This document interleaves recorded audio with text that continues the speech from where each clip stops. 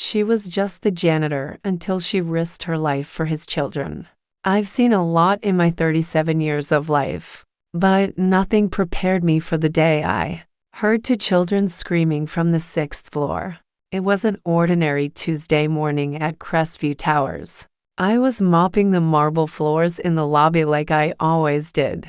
The building was one of the richest in the city, home to CEOs, politicians, and people who wouldn't even look twice at someone like me. I was the janitor, invisible, unimportant, or so they thought. The air smelled faintly of expensive cologne and polished wood. When I heard a sharp, panicked cry that sliced through the hum of morning traffic, I froze, my mop dripping water onto the floor. Then came another scream, higher pitched this time, followed by the unmistakable sound of metal scraping against concrete. I ran outside. There, high above me, on the 6th floor balcony of apartment 6A, two small figures clung to the railing, twin boys, no older than 5. One of them had his foot caught between the bars. The other was holding on to his brother's shirt, both dangling dangerously over the edge. My heart slammed against my ribs. One slip, and they'd be gone. "Somebody call 911. I shouted, dropping my mop and sprinting toward the entrance. People gathered on the sidewalk, gasping, pointing, filming with their phones, but no one moved to help. The security guard fumbled with his radio, panicked. I didn't think. I just ran.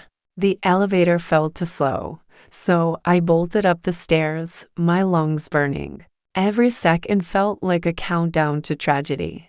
By the time I reached the 6th floor, I could hear them sobbing. I slammed open the door to the hallway, dashed into apartment 6A. It was wide open, a half-eaten breakfast on the table, and ran straight to the balcony.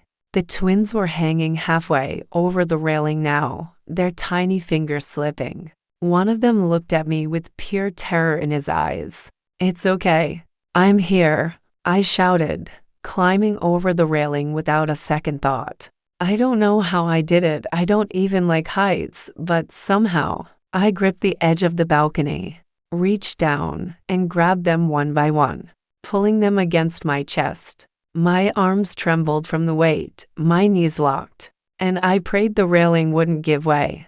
The moment I set them down on the balcony floor, they collapsed into my arms, sobbing into my work uniform. That's when I heard a voice, deep, frantic, and trembling. "My God, my boys!" I turned to see a man standing in the doorway, his suit jacket half on, his tie askew, his face pale with shock. I knew who he was immediately. Everyone in the city did. Alexander Kane, billionaire CEO of Kane Enterprises.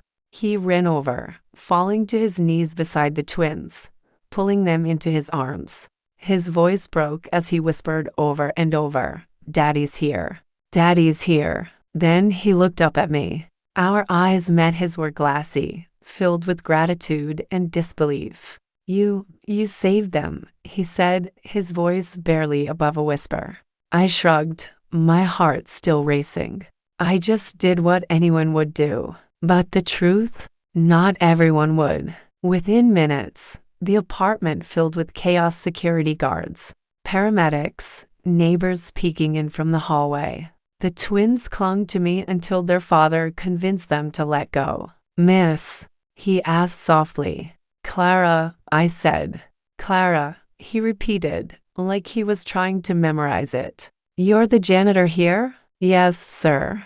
He looked at me for a long moment, then said something I will never forget.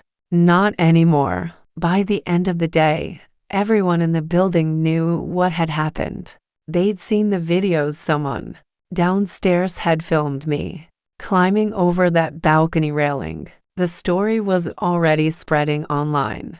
The next morning, I was called to Mr. Kane's penthouse. When I stepped inside, it felt like stepping into another world. Crystal chandeliers, white marble floors, walls lined with art worth more than my entire apartment building.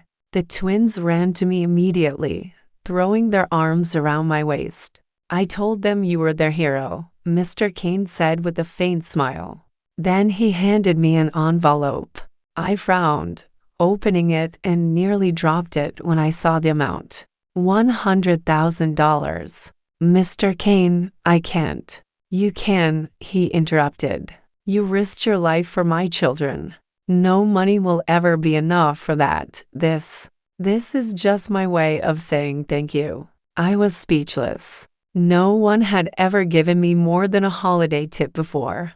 I'd been living paycheck to paycheck for years, skipping meals so my younger sister could have enough. And here I was, holding more money than I'd ever seen in my life. When I walked out of that penthouse, the other staff stared at me like they were seeing me for the first time.